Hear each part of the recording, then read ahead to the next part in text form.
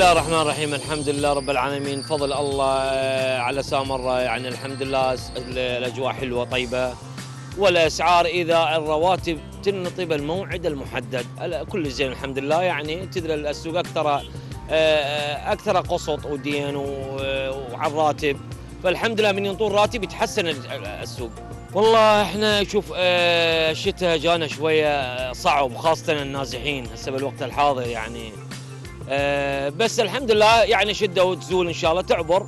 هي مو أمنية وإنما دعاء من الله الباري عز وجل أن يحفظ العراق وأهل العراق، وأن يرزق ويرزق أهله ويحفظهم بالصحة والعافية، ويرجع النازحين لأهلهم سالمين غانمين يا رب العالمين، ويجعل هذا البلد آمن مطمئن إن شاء الله تبارك الرحمن.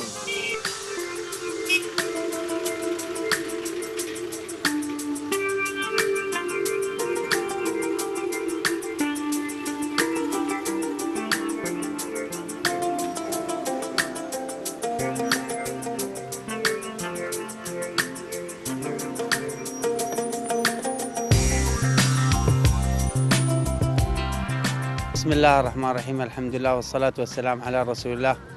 مدينة سامراء مدينة عريقة بتاريخها وثقافتها، ولها تاريخ عظيم منذ العهد العباسي. أما سامراء الحديثة التي نعيشها نحن الآن تمر بعدة أزمات، وإن كانت الحياة بها مستقرة نوعا ما بفضل الجهات الأمنية وسرايا السلام الذين طوقوا المدينة وحافظوا على أمنها. أما المعوقات التي نعيشها هي أولا كثرة المحال التجارية التي أضعفت حركة والتبضع عند المواطنين. تقصد يعني انتشارها بشكل عشوائي؟ اي نعم، يعني كل الأسواق التي انتشرت في أنحاء سامراء، يعني أينما تذهب تجد الأسواق أينما تذهب. وهذا شيء إيجابي ولا شيء مو إيجابي؟ هذا شيء سلبي، لأنه لم يكن هناك في كل أحياء سامراء حي مستقر خالي من المحلات، فأصبحت كلها أصحاب محلات.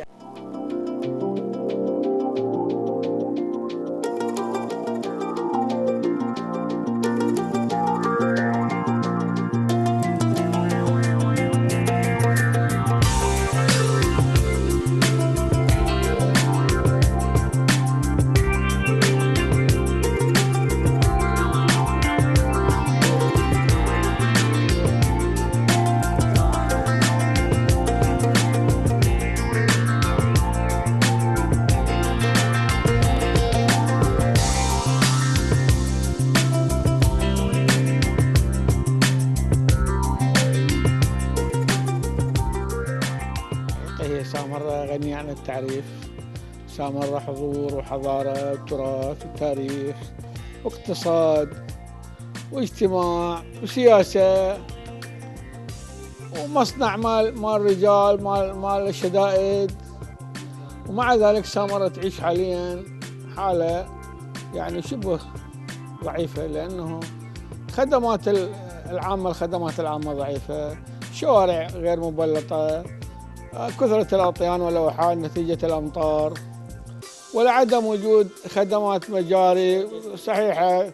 يعني خدمات المجاري والخدمات الأخرى الموجودة ضعيفة، ما تتناسب مع حجم ومكانة المدينة. والله هي الأسعار يعني غير مناسبة، يعني في حالة ارتفاع، والمواطن حاليا يعني يعيش كبقية الفئات الأخرى، يعني كبقية فئات الموظفين وصغار التجار، يعني ركود اقتصادي.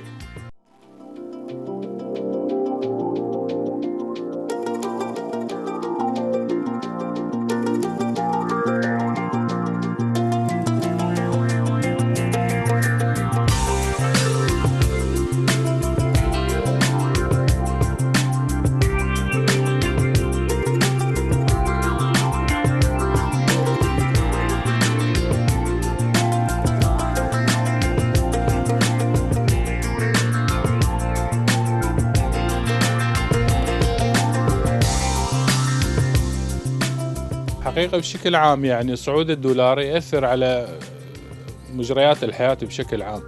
إضافة إلى ذلك أنه احنا لا ننسى انه الحياة الاقتصادية بشكل عام كل البلدية ضعيفة، وخاصة في مدينة سامراء بسبب المنافذ، أكثر من المنافذ دائما مغلقة، ودائما حركة العبور من خلال منافذ سامراء تكون مو ميسرة، ولهذا السبب تأثر اقتصاديا على المدينة وحركة السوق بشكل عام بهذه المدينة يعني ضعيفة جدا.